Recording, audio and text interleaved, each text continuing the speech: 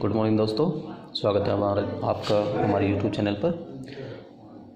आज के हमारे ग्रामर का विषय रहेगा टेंसेस। टेंसेस का हिंदी अर्थ होता है काल।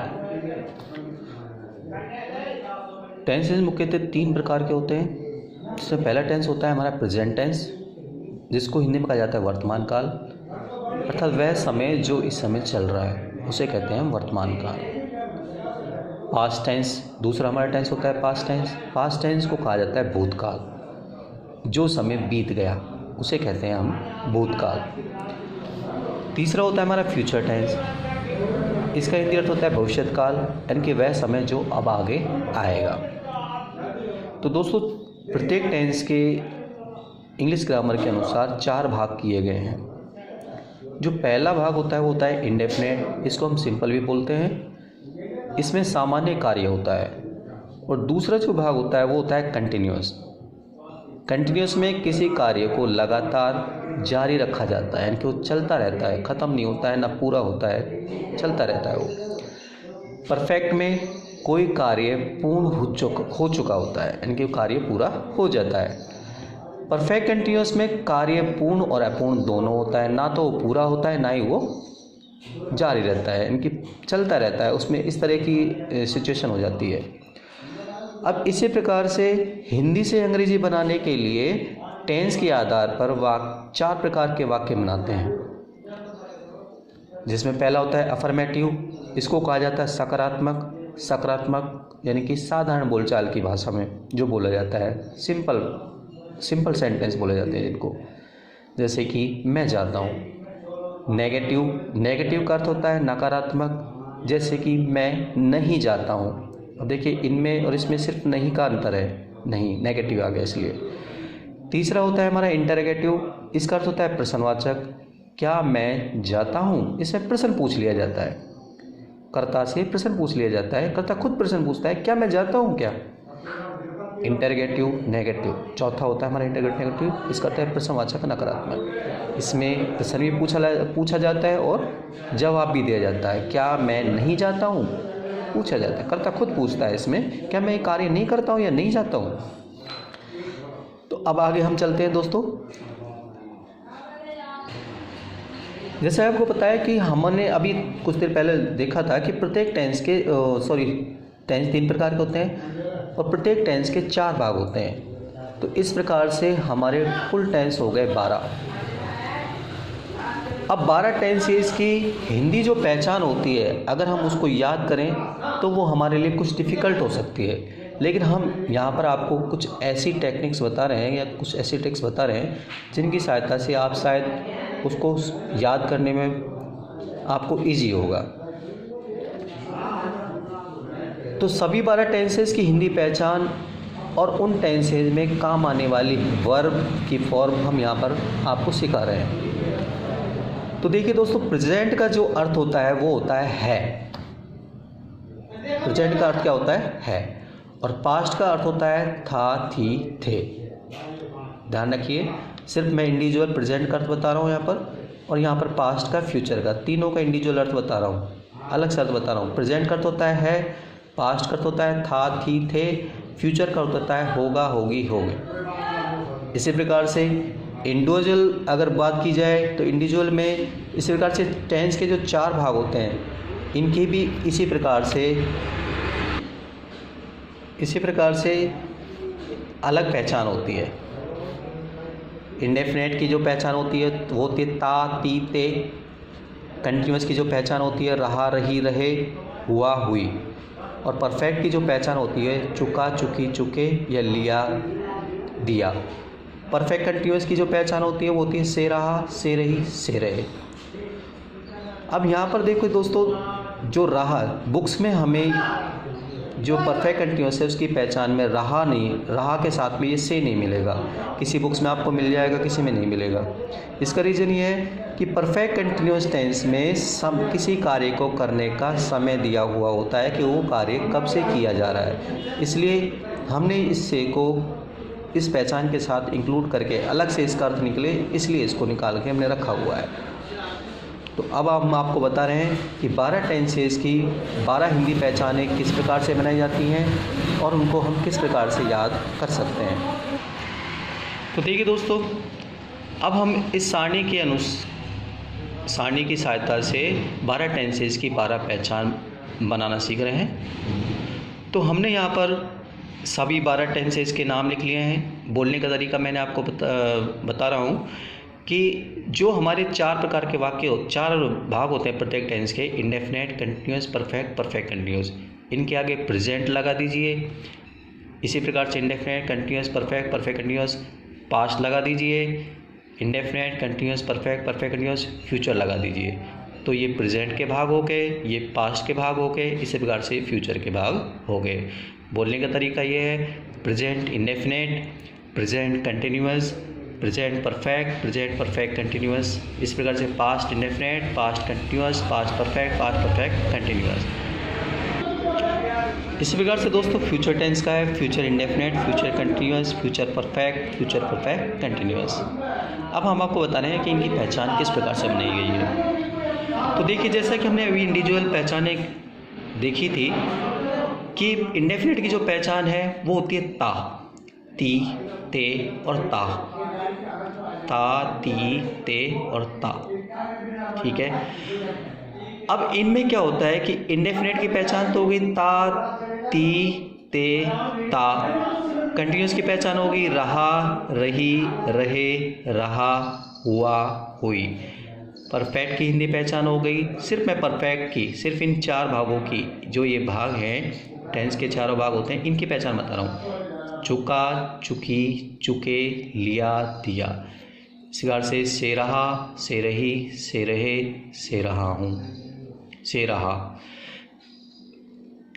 अब देखिए इंडेफिनेट की यहाँ पर भी देखिए, यहाँ ता थी तो यहाँ भी ता आ गई है, यहाँ ती थी यहाँ भी ती आ गई है, यहाँ ते थे तो यहाँ भी ते आ गया है। ऐसे यहाँ पर कंटिन्यूअस की रहा, यहाँ रहा आ गई है, रही, रहे, जो ऊपर दिया हुआ है कंटिन्यूअस में वही हमारे यहाँ पर कंटिन्यूअस मिलेगा।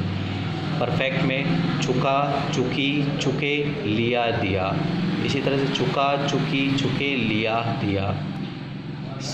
परफेक्ट कंटिन्यूअस में से रहा, से रही, से रहे, से रहा, से रही, से रहे। अब देखिए बस थोड़ा सा यहाँ पास्ट जो इंडेफिनेट है इसमें एडिशनल पहचान आ, ई, ए इन स्वरों की ध्वनि आ जाए तो वह वाक्य भी पास्ट सिंपल टेंस का वाक्य होता है। अब इसमें देखिए इसी प्रकार से यहाँ इंडेफिनेट की पहचान थोड़ी सी डिफरेंट है, गा, गे, गी।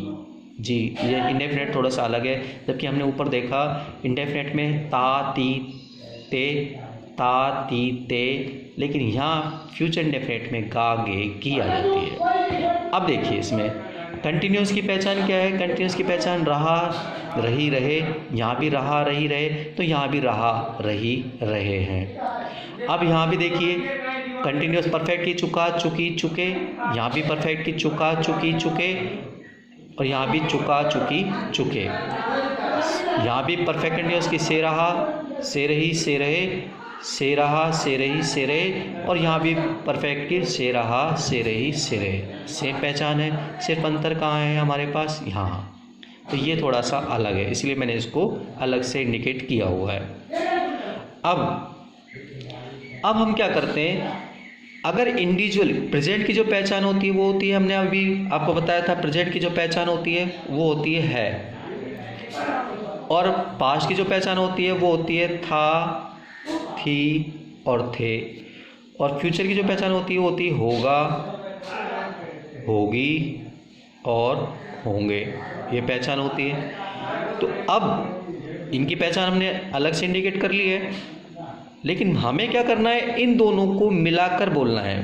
प्रेजेंट इंडेफिनेट की पहचान पूछ रहा है हमसे, अगर प्रेजेंट की पूछे तो है, इंडेफिनेट पूछे तो ता, ती, ते, लेकिन प्रेजेंट इंडेफिनेट की पूछे तो जैसे इन दोनों को मिलाया हुआ है हिंदी में, इसी प्रकार से इन दोनों की पहचानों को भी हम मिला देंगे। ता है, ती है, ते हैं, ता हो। देन इसी प्रकार से रहा है, इनकी प्रेजेंट की पहचान को इनके साथ में हमने गेट कर दिया है। रहा है, रही है, रहे हैं, रहा हूँ, हुआ है, हुई है। चुका है, चुकी है, चुके हैं, चुके हैं, लिया है, दिया है। इसी प्रकार से रहा है, से रही है, से रहे हैं, अब यहाँ भी देखिए पास्ट इंडेफिनिट की पहचान मात्रा के अनुसार था, थी, थे है। पहचान था, थी, थे होती है, तो ता के साथ था लग गया, ती के साथ थी लगी, ते के साथ में थे लग गया। ता था, ती थी, ते थे, ये अलग से एडिशनल पहचान होती है। आ, ई, ए, यानी कि इन शब्दों की ध्वनि, इन स्वरों की ध्वनि किसी वाक्य के अंत में आ रही हो तो वो वाक्य भी पास्ट सिंपल टेंस का वाक्य होता है। आगे देखिए, पास्ट कंटिन्यूअस में रहा था, रही थी, रहे थे, हुआ था, हुई थी, हुए थे। पास्ट परफेक्ट में चुका था, चुकी थी, चुके थे, दिया था, दिया था, से रहा था, से रही थी, से रहे थे आदि हिंदी पहचान हो गई है। अब यही वही चीज़ यहाँ पर फ्यूचर की हिंदी पहचानें होती है, होगा, होगी, होंगे। तो हमने क्या किया, जो हमारी कंटिन्यूस की पहचान थी रहा, रही, रहे, उनके साथ में रहा, होगा, इन दोनों को मिला के बोला गया फ्यूचर कंटिन्यूस। तो रहा होगा, रही होगी, रहे होंगे, हुआ होगा, हुई होगी, चुका होगा, चुकी होगी, चुके होंगे, लिया होगा, से रहा होगा, से रही होगी, से रहे होंगे। बस दोस्तों, यहाँ पर हमारे पास ये एक इंडिविजुअल पहचान है गा, गे, गी, इसमें हमें इनका यूज नहीं करना है। चलिए अब हम इनकी हेल्पिंग वर्ब्स के बारे में जान लेते हैं। दोस्तों, प्रेजेंट सिंपल टेंस में जो प्रेजेंट सिंपल टेंस होता है, प्रेजेंट इंडेफिनिट टेंस होता है, उसमें जो हेल्पिंग वर्ब लगाई जाती है वो लगाई जाती है डू या डज। डू या डज हेल्पिंग वर्ब्स का यूज प्रश्नवाचक और नकारात्मक वाक्यों में करते हैं, जबकि सिंपल वाक्य बनाने के लिए हम एस या ई एस का यूज़ करते हैं, वो वर्ब के अनुसार लगती है। प्रेजेंट कंटिन्यूअस में इज एम आर लगाई जाती है, परफेक्ट में सहायक क्रिया आती है हैज़ या हैव। परफेक्ट कंटिन्यूअस में हैज़, हैव प्लस बीन, इसमें सिंस फॉर लगता है। सिंस फॉर किस लिए लगता है, क्योंकि जो ये से दिया हुआ है, इस से को इंडिकेट करने के लिए सिंस फॉर का प्रयोग किया जाता है। इस सिंस फॉर का विस्तृत प्रयोग हम आपको आगे जब टेंस करवाएंगे तब हम आपको बताएंगे। पास्ट इंडेफिनिट टेंस में जो हेल्पिंग वर्ब लगती है वो लगती है डिड। कंटिन्यूअस में, पास्ट कंटिन्यूअस में वाज वर्ब लगाई जाती है। यहाँ भी थोड़ा सा चेंजिंग है, क्योंकि यहाँ पर जब साइक्रेट डिड लगती है, जिस प्रकार से प्रेजेंट इंडेफिनिट में नकारात्मक प्रश्नवाचक के लिए डू डज का प्रयोग करते हैं, इसी प्रकार नकारात्मक और प्रश्नवाचक के लिए साइक्रेट डिड का प्रयोग किया जाता है। जबकि जो साधारण वाक्य होता है उसमें सहायक क्रिया वर्ब की केवल सेकंड फॉर्म लगाई जाती है, उसमें सहायक क्रिया का प्रयोग नहीं होता है। पास्ट परफेक्ट में सहायक क्रिया हैड लगती है, पास्ट परफेक्ट कंटिन्यूअस में सहायक क्रिया हैड बीन का प्रयोग किया जाता है। फ्यूचर सिंपल में सहायक क्रिया है शैल या विल, कंटिन्यूअस में, फ्यूचर कंटिन्यूअस में शैल या विल प्लस बी, परफेक्ट में, फ्यूचर परफेक्ट में लगती है शैल, विल प्लस हैव, और फ्यूचर परफेक्ट कंटिन्यूअस में लगती है शैल, विल प्लस हैव बीन। यहाँ भी दोस्तों सिंस फॉर का ही प्रयोग करते हैं। जितने तीनों सिंस फॉर का प्रयोग हम परफेक्ट कंटिन्यूअस में ही करते हैं। अब हमको आपको बता रहे हैं कि 12 टेंसों की 12 फॉर्में या किस टेंस में कौन सी वर्ब की फॉर्म आती है, ये याद करना थोड़ा डिफिकल्ट होता है। तो इसका एक सीधा सा तरीका है, हमने यहाँ पर आपको दिखाया हुआ है कि 1 4 3 4। 4 का मतलब मेरा दोस्तों ये है चौथी फॉर्म वो होती है, फर्स्ट फॉर्म के साथ अगर आईएनजी लगा दी जाए तो वो उसकी चौथी फॉर्म बन जाती है। तो हम इसको बोलने का तरीका देखिए, 1 4 3 4, 2 4 3 4, 1 4 3 4। अगर हम आपने ध्यान दिया हो तो यहाँ पर अगर हम सेकेंड फॉर्म की जगह फर्स्ट फॉर्म कर दें तो मेरे ख्याल से आप देखिए प्रेजेंट के जो ये प्रेजेंट के चारों टेंस हैं इनकी सेम फॉर्म है, इनकी सेम फॉर्म है और इनकी भी सेम फॉर्म हो जाएगी। यानी कि 1 4 3 4, 1 4 3 4, 1 4 3 4। लेकिन यहाँ पर पास्ट इंडेफिनिट है, इसलिए इसमें हमेशा वर्ब की सेकंड फॉर्म का ही प्रयोग किया जाता है। वो कब करते हैं, जब वाक्य सकारात्मक बनाया जाता है तब। नकारात्मक में प्रश्नवाचक में वर्ब की फर्स्ट फॉर्म लगाई जाती है, वो हम आपको आगे विस्तृत बताएंगे। तो दोस्तों याद करने का तरीका याद हुआ, 1 4 3 4, 2 4 3 4, 1 4 3 4, 1 4 3 4, 2 4 3 4, 1 4 3 4। तो इस प्रकार से हम विद इन 5 सेकेंड से 10 सेकेंड के अंदर 12 टेंसों की 12 फॉर्में आसानी से याद कर सकते हैं।